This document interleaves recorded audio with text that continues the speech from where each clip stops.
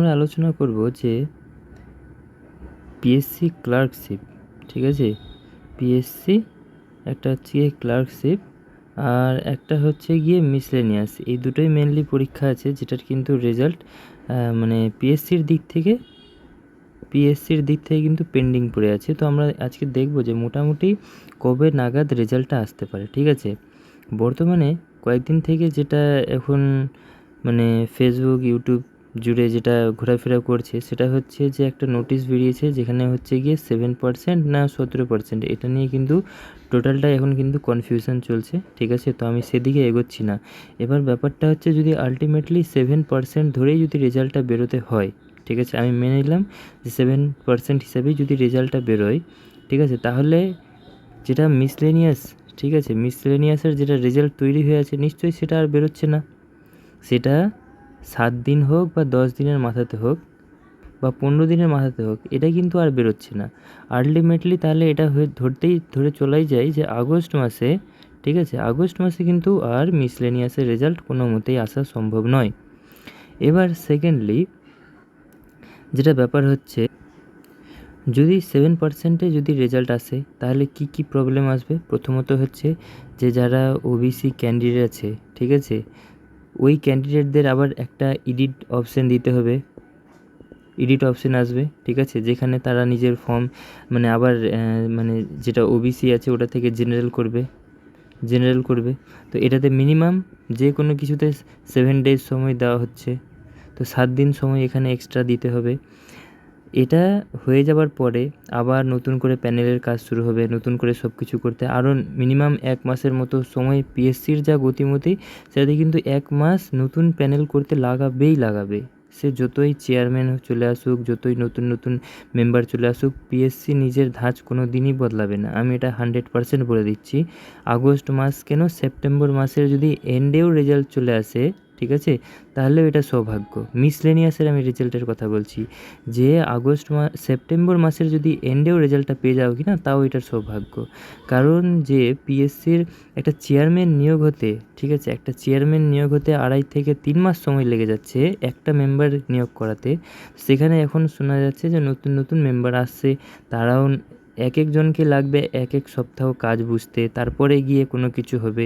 সরকারের দিক থেকে এখন কি নোটিশ এসছে, 7% করবে না 7%, এখনও কিন্তু পাবলিকালি কোনো কিছু বলা হয়নি। সব ইউটিউবার নিজের মতো করে যাকে যেটা ভালো লাগছে সেটাই বলছে, ঠিক আছে।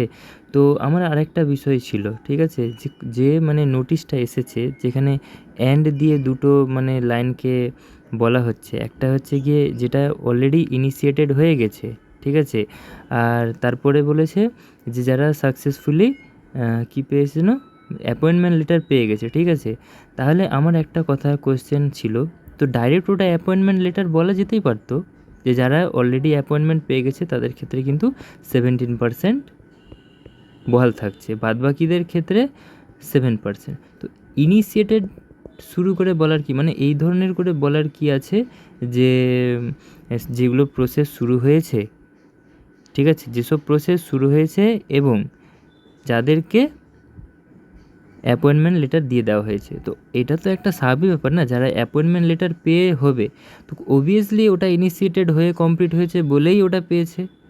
এটা নতুন করে ইনিশিয়েটেড হওয়া কথাটা উল্লেখ করার মানে স্পেশালি কোনো দরকার ছিল না। যদি ক্ল্যারিফিকেশান যেটা দরকার এক এক কথাতে কি হবে, ঠিক আছে, ইনিশিয়েটেড ওয়ার্ডটা আমার মতে ইউজ করা কোনো মতেই দরকার ছিল না। যদি অ্যাপয়েন্টমেন্ট কেউ পায়, অ্যাপয়েন্টমেন্ট লেটার যদি কেউ পেয়ে যায়, ঠিক আছে, তাহলে এটা তো একদমই 100% কমন সেন্সের একটা ব্যাপার, যেখানে অ্যাপয়েন্টমেন্ট পাচ্ছে মানে প্রসেসটা ইনিশিয়েট হয়ে কমপ্লিট হয়ে গেছে বলেই সে অ্যাপয়েন্টমেন্ট লেটার পেয়েছে।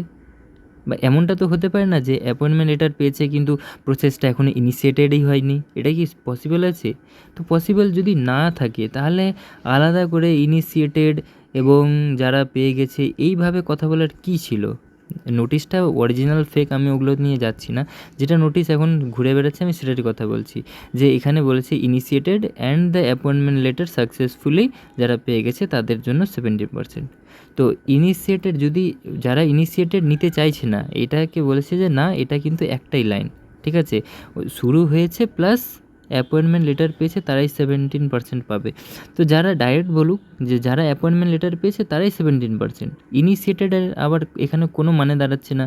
ইনিশিয়েটেড না হলে অ্যাপয়েন্টমেন্ট লেটার আসবে কোথা থেকে? আমার কথা হচ্ছে এখানে ইনিশিয়েটেড না হলে অ্যাপয়েন্টমেন্ট লেটার আসে কোথা থেকে?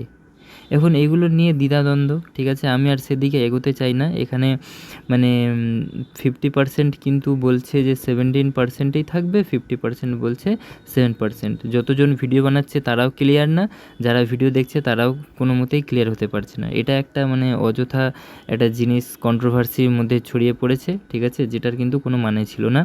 যদি পিএসসির তো কোনো কথাই মানে লিক হয় না, ঠিক আছে। এবার লিগ্যাল রিমেম্বারেন্স সেল প্রথমে যেটা চেয়ে পাঠিয়েছিল ওটা কিন্তু মানে বলা সবাই পেয়েছে, ওটা দেখতে পেয়েছে যে হ্যাঁ ওটা অফিসিয়ালি কিন্তু ওটা চাওয়া হয়েছে সবার কাছে, সবটা ডিপার্টমেন্ট থেকে 10-12টা ডিপার্টমেন্ট থেকে ওটা চেয়েছে যে কোনটার কোন টাইমে শুরু হয়েছিল। তো সেই টাইম ডিউরেশনের কিন্তু কথা উল্লেখ করে করে ওটা জানতে চাওয়া হয়েছিল যে এখন কোনটা কোন পর্যায়ে আছে। এটা কিন্তু প্রতিটা ডিপার্টমেন্টে চেয়েছিল বলে এটা কিন্তু সবার কাছে এসছিল। কিন্তু মানে এটা কিভাবে বেরিয়ে চলে আসলো নোটিশটা, যেটা এখন সবার কাছে আছে বর্তমানে, যেটা লিগ্যাল বলছে যে এটা লিগ্যাল রিমেম্বারেন্স সেল থেকে ওটা ডিপার্টমেন্টগুলোকে পাঠানো হয়েছে। তো এটা কিভাবে বাইরের দিকে লিক করলো আমি এটাই বুঝতে পারছি না। এরা যখন এত কিছুই মানে সিকিওরভাবে কোনো কিছু করছে, তো এটা বাইরে আসে কোথা থেকে? আর সবার টেলিগ্রামেই ঘুরছে আর হোয়াটসঅ্যাপেই ঘুরছে, অথচ কোনো পাবলিকালি কোনো কিছু নাই। তাহলে পাবলিকের কাছে এটা আসে কোথা থেকে? ঠিক আছে, এইগুলো একটা কোয়েশ্চেন যেটার কিন্তু কোনো উত্তর নেই।